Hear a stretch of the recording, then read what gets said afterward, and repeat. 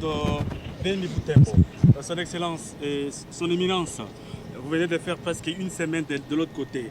Quels sont les défis que vous avez remarqués au niveau de Béni Boutembo et surtout les défis très dangereux et quelles sont les solutions palliatives que vous pouvez donner aux autorités ecclésiastiques de la province de Bukavu et surtout aussi aux autorités politico-administratives? Bon, moi j'ai été à la rencontre de mes frères et sœurs dans cette partie du pays, dans le diocèse de Butembo-Béni. C'était d'abord une mission de réconfort moral, spirituel pour un peuple durement éprouvé. Je savais, avant de venir, j'avais quelques informations, mais rendu sur place, j'ai vu et j'ai compris que le peuple de cette partie de notre pays souffre. Et souffre non pas parce qu'il ait commis une faute, mais souffre de la barbarie d'un groupe qui est manipulé par des mains invisibles et pour quelle finalité nous n'arrivons pas encore à comprendre.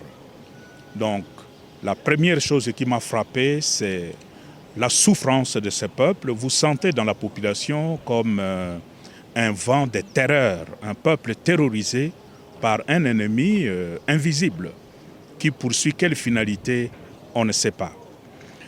Mais avec le temps que j'ai passé en regardant, en écoutant, en échangeant avec les uns et les autres, j'ai la nette impression qu'il y a un projet. Et le projet, c'est la balkanisation de notre pays. Je crois qu'il ne faut pas se voiler la face. Il y a une volonté de mettre notre pays à genoux et de prendre un morceau de ce pays. Je crois depuis Bunia, en passant par Béni Boutembo Goma, jusqu'au plateau de Fizi. Il y a un projet. Est-ce que ce projet va se réaliser? Je crois que tout dépend de nous, peuple congolais.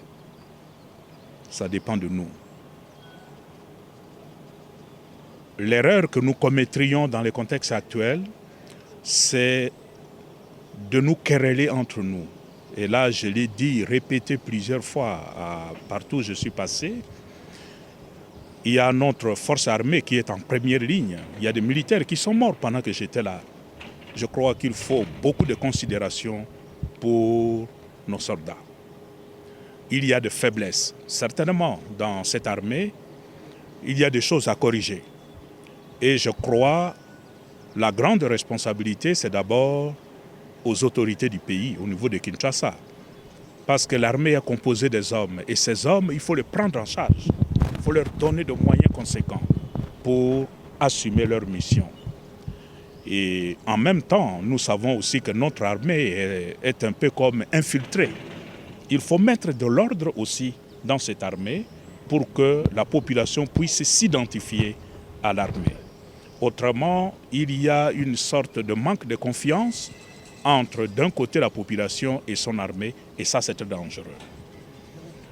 Il y a aussi un peu comme défi à relever, c'est aussi de la part des leaders politiques. J'ai eu à échanger avec ces leaders.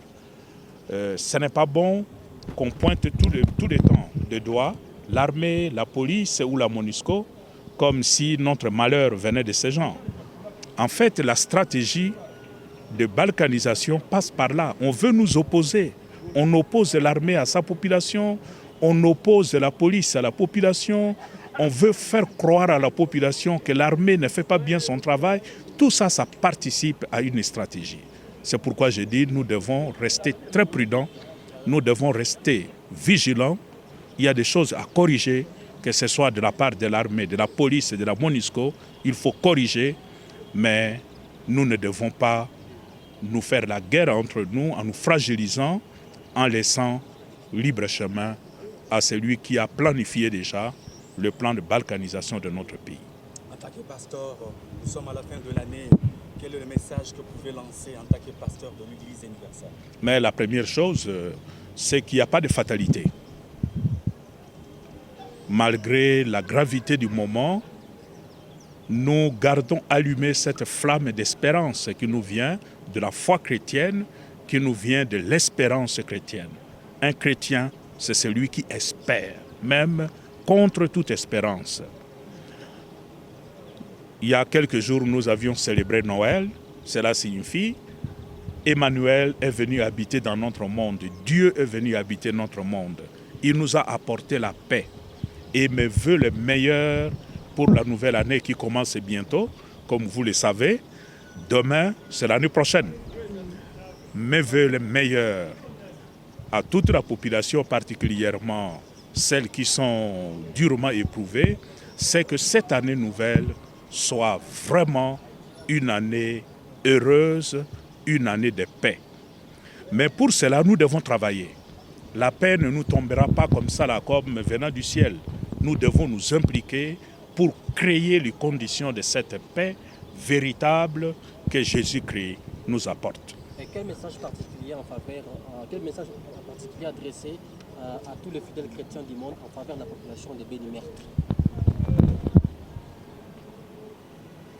Je demanderai à tous les chrétiens du monde de continuer à prier pour la population de Béni Boutembo. Je dirais, cette cause ne doit pas être oubliée. Mais si nous gardons cette cause, nous portons cette cause et nous défendons cette cause, ce plan macabre de balkanisation ne passera pas. Merci, Son Éminence, le cardinal. Merci beaucoup. Merci à vous et bonne année 2020. Merci.